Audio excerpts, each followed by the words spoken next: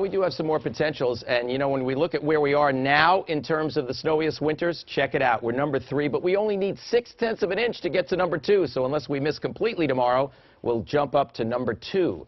And then, of course, the story has been the cold. It's really been both the snow and the cold, but with so much snow, we've been emphasizing that more, but not this morning. 3 below in Boston, the coldest in 11 years. We have to go back to January 15th of 2004 since it was that cold. What a pretty shot from CityCam. Look at Boston. But you see those high, thin cirrus clouds that are starting to come in? That's the forerunner of our next weather maker. And obviously, with the cold air in place and not leaving, it has to come in the form of snow. 18 is the temperature. The air is very dry. The wind, which was so powerful, has been slowly easing and will continue to ease slowly during tonight. So the wind chill is like a positive in the sense that it's above 0. Maybe we should throw a party. That's a lot better than 30 below that was early this morning. In fact, Worcester peaked at 38 below wind chill.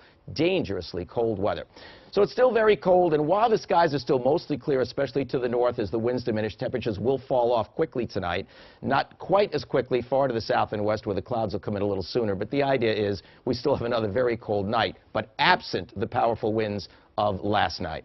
Then we talk about what's going to happen tomorrow. Well, here you can see the clouds that are on the way, and right behind it is snow. Now, this is one of the first ones this season that's actually going to get areas south of us more than us. Washington, D.C. might pick up 6 inches or a little more of snow. Philadelphia should get 4 or more. New York City should get at least 2 to 4. And then we're kind of more on the northern edge of this one. So here you see the storm, and there you see the northern edge of the snow. It should get to maybe Worcester on up to southern New Hampshire, but not too far beyond the Worcester Hills. So because we're more on the edge, I don't expect the amounts to be that high, and it's also a very fast-moving system at the same time. But even after it leaves, a little trough kind of hangs back, and there may be a little bit of action that wants to linger along the coast and some additional snow or flurries tomorrow night and Wednesday. We really have to follow that part of it very carefully. Even on Thursday, there's a slight chance that another storm, although it'll be pretty far out, could have a little influence on us. So it's going to be a little tricky Wednesday, Thursday, but here's the way Tuesday should play out. The early part of the commute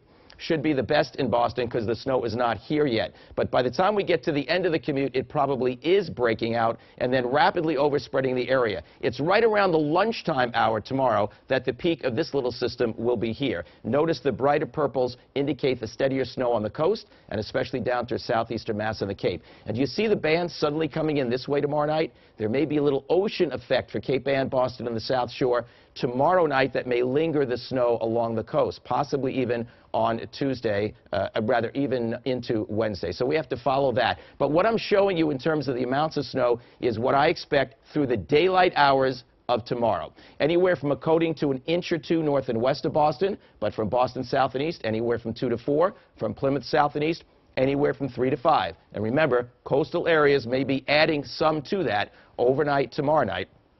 And then during the day on Wednesday, as we showed you here, is a little more moisture. That seems to be favored more for Maine, but we may be involved at least to some extent. So let's check it out.